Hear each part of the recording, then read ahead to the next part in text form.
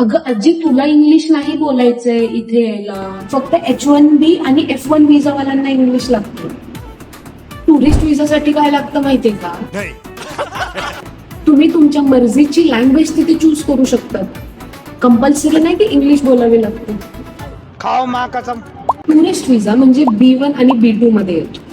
B1 मध्ये business वाले लोक असतात आणि B2 मध्ये त्यांना फिरण्यासाठी US ला यायचं आहे किंवा त्यांच्या नातेवाईकांना भेटायचं असेल किंवा दुसरं काही असू शकतं. तर ह्या विजावर तुम्ही 6 महिने US मध्ये राहू शकता, पण विजा तुम्हाला 10 वर्षांचा भेटतो. आता 10 वर्षातून तुम्ही कधी पण या, तुम्हाला त्यावेळीच परत इंटरव्ह्यू द्यायची गरज नाही लागत. आता मेन प्रश्न पडतो लोकांना की खर्च किती लागतो बरं.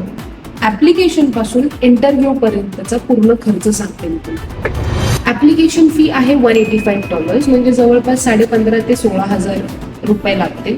आपण 2025 पासून तात्यांनी एक नवीन रूल ऍड केलाय आणि $250 एक्स्ट्रा भरायचे लागतात. म्हणजे जवळपास टोटल खर्च जाणार आहे 30,000 ते 35,000 रुपये.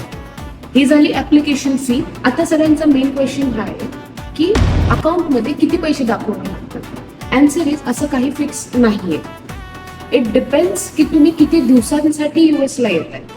आता तुम्ही समजा 1 महिन्यासाठी येत आहे तर तुमच्या सर्व्हायवल पुरते 5 ते 10 लाख अकाउंटला दाखवले की बाबा मी जर US ला जातोय, माझं राहणं, खाणं, पिणं, हॉटेल सगळं व्यवस्थित होणार आहे. आता पैसे अकाउंटला दाखवायचे म्हणजे ते खर्चच करायचे असं आहे का? असं नसतं. ते फक्त अकाउंटला दाखवायचं असतं. तुम्ही तिकडे जाऊन भले तुमचे 1 किंवा 2च लाख खर्च होते. आता आपण जाणार आहे विजा इंटरव्ह्यू मध्ये नेमकं काय होतं. मला सर्व्हायवल साठी इनफ पैसे आहेत आणि मी इंडियाला रिटर्न येणार आहे. तुम्ही जर एवढं त्यांना पटवून दिलं की तुम्हाला विजा भेटणार आहे. इतकं सिंपल प्रोसेस आहे गाईज. आता एकदा विजा भेटला की तुम्ही 10 वर्ष कधी पण US ला येऊ जाऊ शकता.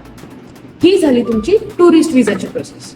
आता मी नेक्स्ट व्हिडिओमध्ये सांगणार आहे H1B ची प्रोसेस कशी असते आणि F1 म्हणजे स्टुडंट विजाची प्रोसेस कशी असते. ती थोडीशी लेंदी असणार आहे म्हणून आपण ती नेक्स्ट व्हिडिओमध्ये घेतोय. पण तुम्हाला काहीही प्रश्न असतील तर मला विचारा. Till then, Pandya is signing of.